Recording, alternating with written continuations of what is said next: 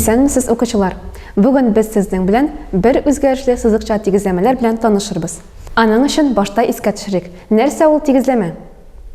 Димәк, тигезләмә ул үзгәрешле кергән тигезлек. Мәсәлән, 5x тигез 10. Биредә x тигезләмә һәм 5 тапкыр x аңлатмасы 10-га тигез. 5 тапкыр 3 тигез 15. Бу тигезләмә түгел, бу тигезлек. Үзгәрешле биредә юк. 5x тигез 10 тигезләмәсен шишик. Ничек уйлыйсыз, тигезләмәләрне шишу нәрсә ул? Димәк, тигезләмәләрне шишу ул тигезләмәнең барлык тамырларында табу, яисә тамырларының булмавын исбатлау.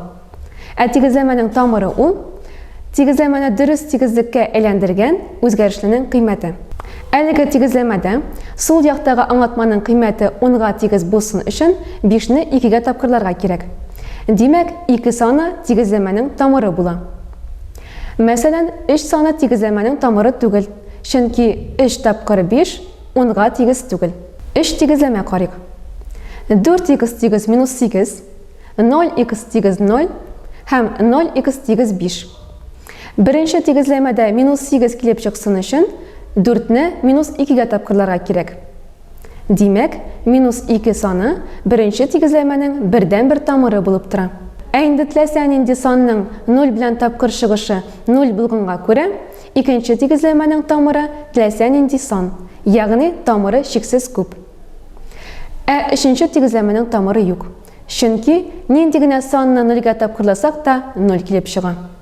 Килеп чыккан җаваплар нык аерылса да, китерелгән тигезләмәләрнең рәвеше охшаш.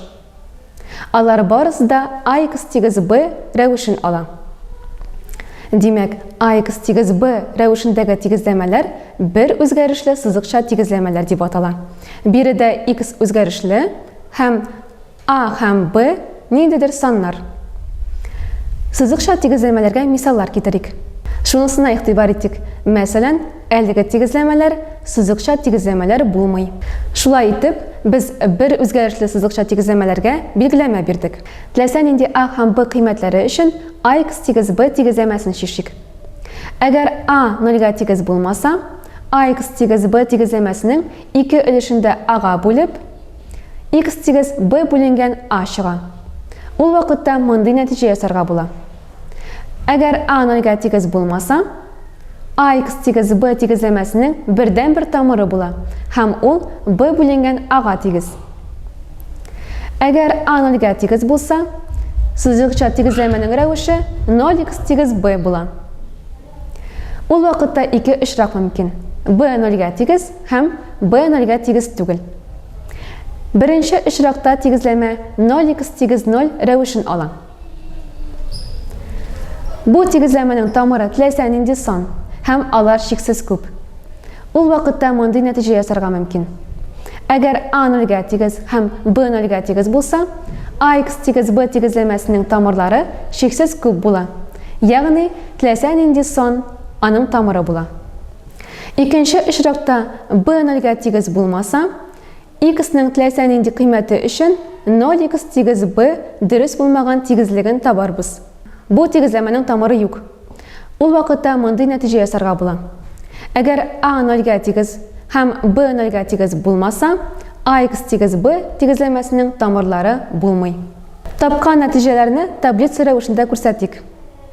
Димәк, сызыкча тигезләмәләрнең бер тамыры булырга мөмкин, тамырлары чиксез күп булырга мөмкин һәм тамырлары булмаска мөмкин. Мәсәлән, 6x тигез 18 тигезләмәсенең тамыры 3-кә тигез һәм бу бердән-бер тамыр.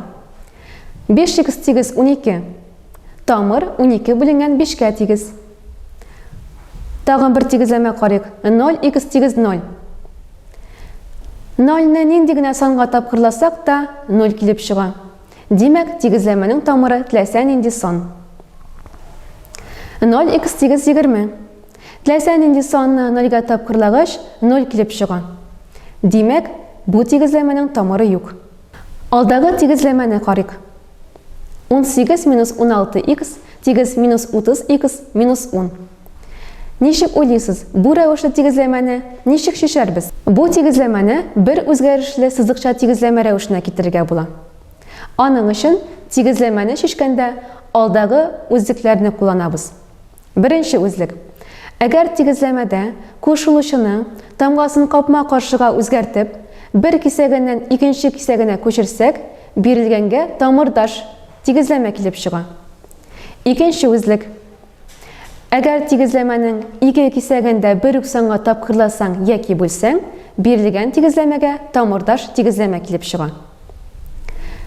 Димәк, билгесез саннарны сул якка, билгеле саннарны уң якка җыябыз.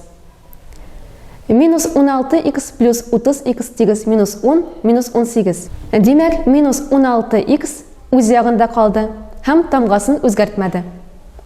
Ә минус 30х тигезлекнең икенче ягына чыкты һәм тамгасын капма-каршыга үзгәртте. Плюс 30х. Уң яктагы минус 10 үз ягында калды, тамгасын үзгәртмәде. Ә сул яктагы 18 саны тамгасын капма-каршыга үзгәртте һәм минус 18 булды. Димәк, саннар үз ягында калсалар, тамгаларын үзгәртмиләр, ә тигезлек тамгасының икенче кисәгенә чыкканда, тамгасы капма-каршыга үзгәрә. Һәр ике якны да гадиләштерәбез. Тигезләмәне шишеп, без тамыры минус 7-гә тигез икәнен ачыкладык.